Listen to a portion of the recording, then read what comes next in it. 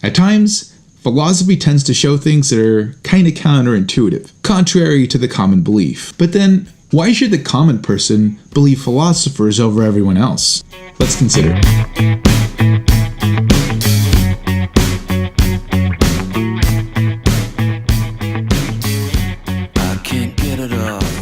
Hello philosophers, I'm Chico. Welcome to the Philosopher Show, where we consider the greatest questions of human history. Imagine you hear the following. All feathers are light, light isn't dark, so no feathers are dark. And for the sake of this, imagine you haven't taken my logic course. Do you buy it right away? Do you think, wow, there must not be any such thing as blackbirds? You don't buy it right away, but it's been proved to you. What more are you looking for? You want an explanation of why it seems like there are dark feathers. How could you have been wrong for so long? What you're really looking for is an error theory. An error theory explains why the opposing view seemed to be correct even though it wasn't. Now, the example I just gave was a logical fallacy. So let's look at a valid example. The world is round. I know that there are flat earthers, but personally, I've literally flown around the world. And I don't mean in the back seat, I mean like as a pilot, I flew around the world. So I'm totally convinced that the world is round. And yet, for so many years, people have thought that it was flat.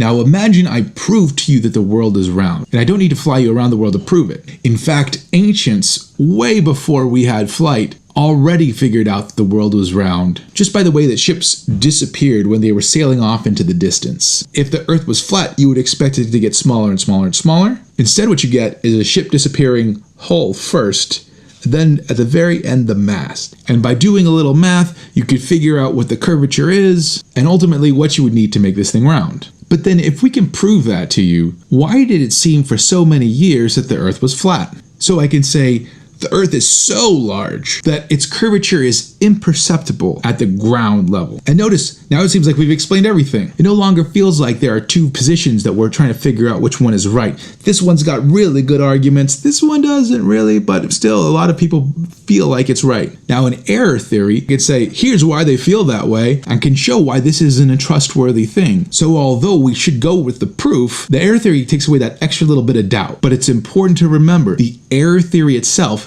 doesn't disprove anything. So for example, Sigmund Freud famously explained belief in God in the following way. He said, maybe at one time our ancestors all ganged up and killed their father. The collective guilt they felt led them to deify him and worship him. And we've inherited that kind of psychology. But notice, this doesn't prove that God doesn't exist. It doesn't even show that we should believe this story. What it does provide is this. If we can show that God doesn't exist, and now we're still trying to figure out, well, why do so many of us still feel like he does? We've given a possible reason as to why we feel that way. So the error theory in and of itself doesn't really accomplish anything. For example, I can give an opposing error theory against Sigmund Freud. I can say, we tend to believe that Freud is correct here because he was a famous psychologist and humans tend to follow famous people. That doesn't prove Freud was wrong. First, I need to show that Freud was wrong. And now I use my error theory to explain why so many people fell for it. So again, the error theory doesn't prove anything in and of itself, but it sure is nice to have. In this way, it's kind of like a heuristic device, like analogies or thought experiments. As long as you have the logical proof, you don't really need these things. And yet they're really nice to have because those logical proofs can be so abstract, it's hard oftentimes for people to see their validity and therefore accept them. And even though your goal as a philosopher might just be for you to figure out the truth, it sure is nice when a few people agree. So that is error theory. If you have any questions on it, please let me know in the comments. Also, please like, subscribe, share with a friend so they can join the conversation. That's all I got for today.